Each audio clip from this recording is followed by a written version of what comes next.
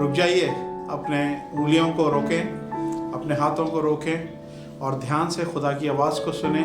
خدا آج آپ کی زندگی میں ایک نبوتی کلام بھیج رہا ہے، اور میں چاہتا ہوں کہ اس کو بڑے دھیان سے آپ سنیں اور اس کو ریسیو کریں، کیونکہ جب آپ اسے اپنی زندگی میں آمین کہہ کے ریسیو کریں گے تو اس کی برکت آپ کے اوپر آئے گی، اور وہ چیزیں جو میں بولنے والا ہوں وہ چیزیں آپ ایکسپیرینس کرنا شروع کریں گے۔ تو یہ خدا کے کلام میں پاور ہے، اس نے ساری دنیا کو بنایا ہے، اس نے ساری کائنات کو بنایا ہے، اسی کلام نے یہ آپ کی زندگی کو بھی بنا سکتا ہے۔ اس لیے دھیان سے آپ نے اس کلام کو ریسیو کرنا ہے۔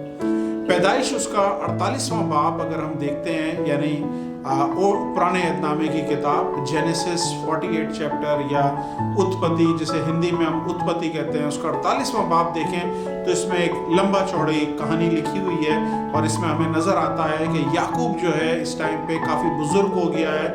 اس باب میں ہی یہ تقریباً 148 برس کا ہو گیا ہے، اور اسی باب میں ہمیں نظر آتا ہے یعقوب کی ڈیتھ بھی ہو گئی ہے۔ اسی باب میں وہ پہلی دفعہ اپنے بیٹے، جو کھویا ہوا بیٹا یوسف ہوتا ہے، اس سے بھی ملتا ہے، اور اسی باب میں وہ اپنے کھوئے ہوئے بیٹے یوسف کے 2 بیٹے منسی اور افراہیم سے بھی ملتا ہے۔ تو یہ بڑا لمبا چوڑا باب ہے، اور اس میں بہت ساری چیزیں ایسی ہیں جو بڑی پروفیٹک ہیں، نبوتی ہیں، اور یہ چیز خدا آج میرے دل میں ڈالا ہے کہ میں آپ سب دیکھنے والوں کی زندگی میں اسی انوائنٹنگ کو ریلیز کروں۔ تو یعقوب یوسف کو بولتا ہے کہ میں تیرے بیٹوں کو برکت دینا چاہتا ہوں، تو ان کو میرے پاس لے کر آ تاکہ میں ان پہ ہاتھ رکھ کے ان کو برکت دوں۔ یوسف بڑے اچھے سے جانتا ہے کہ اسرائیل میں جو پہلوٹے کی جو برکت ہے وہ دگنی ہے، پہلوٹے کا جو حق ہے وہ ڈبل ہے، ڈبل پورشن آف انوائنٹنگ ہے، ڈبل پورشن اس کی برکت ہوتی ہے۔ اس لیے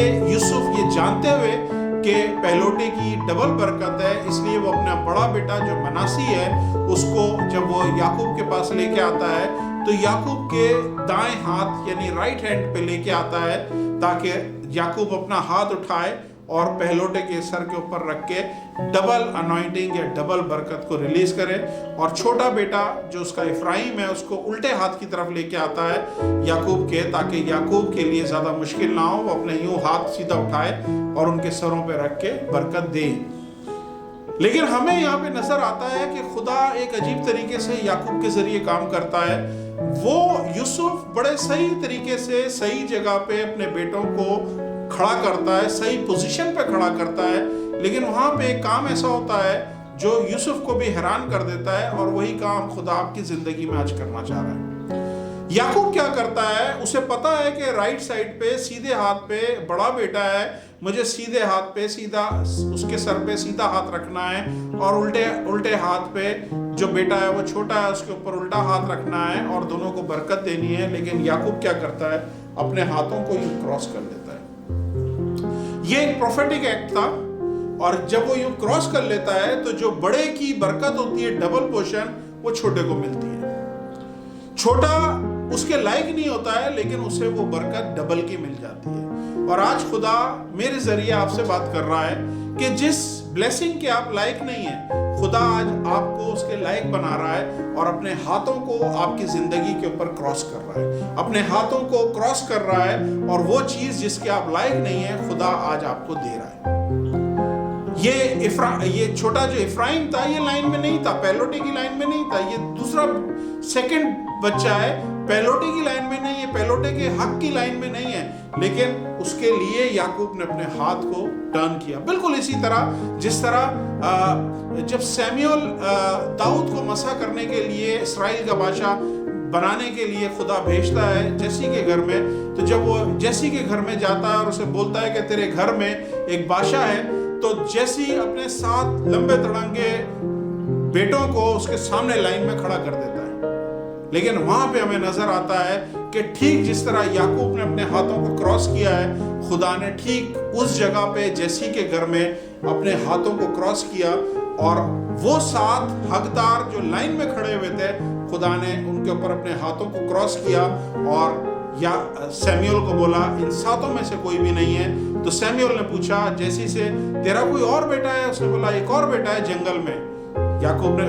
سیمیول نے بولا اس کو بلاؤ، اور جب وہ آتا ہے تو خدا بولتا ہے اس کو تو اسرائیل کا بادشاہ کہہ کے اسے مسا کر۔ ہوا کیا، یہاں پہ خدا نے اپنے ہاتھوں کو کراس کیا۔ جو لائق تھے، جو آلریڈی فوج میں کام کر رہے تھے، جن کی ہائٹ بلڈ، جن کا تعلیم، جن کی ٹریننگ بادشاہوں والی تھی، سپاہیوں والی تھی، ان کو خدا نے ان کے اوپر اپنے ہاتھوں کو کراس کیا اور ایک بچے کو جنگل سے اٹھایا اور اس کو اسرائیل کا بادشاہ بنایا۔ آج خدا یہی اپنے ہاتھ آپ کے اوپر کراس کر رہا ہے۔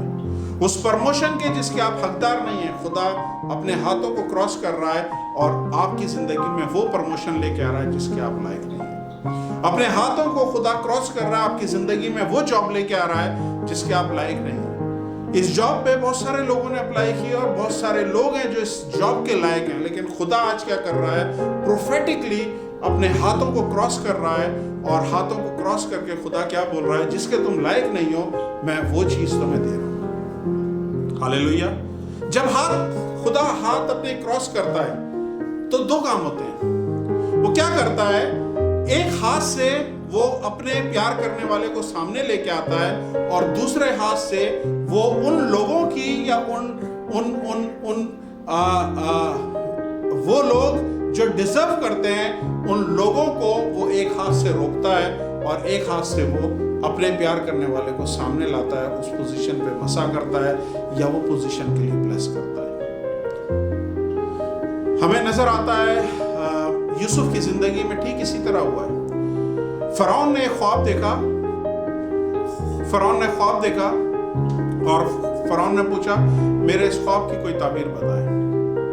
اس ٹائم پہ ہمیں نظر آتا ہے خدا نے اپنے ہاتھ کو کراس کیا، اور فرعون کے پاس بڑے وزڈم والے، بڑی حکمت والے لوگ تھے، فالگیر تھے، جادوگر تھے، ایڈوائزر تھے، سب کچھ تھے، لیکن خدا نے کیا کیا، اپنے ہاتھوں کو کراس کیا، اور ایک ہاتھ سے خدا نے ان سارے فالگیر اور جادوگر اور سارے حکمت والے ان سب کی عقلوں کو پکڑ لیا، کوئی جواب نہیں دے سکا، اور دوسرے ہاتھ سے خدا نے کیا کیا کہ یوسف کو جیل میں سے باہر نکالا اور وہاں لے کے آیا، اور یوسف نے ان خوابوں کی تعبیر بتائی، اور فرعون کی نظر میں یوسف سرفراز ہوا۔ جس پرموشن کے آپ لائق نہیں ہیں، خدا آج یہ کرنے والا ہے۔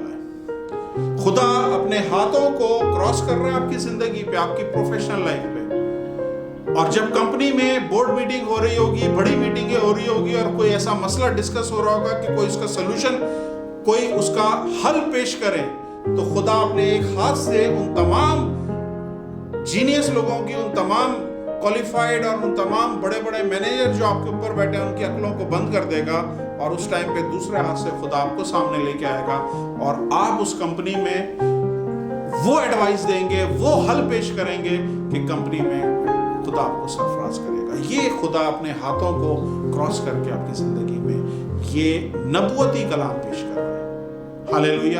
آج اس بلیسنگ کو ریسیو کریں۔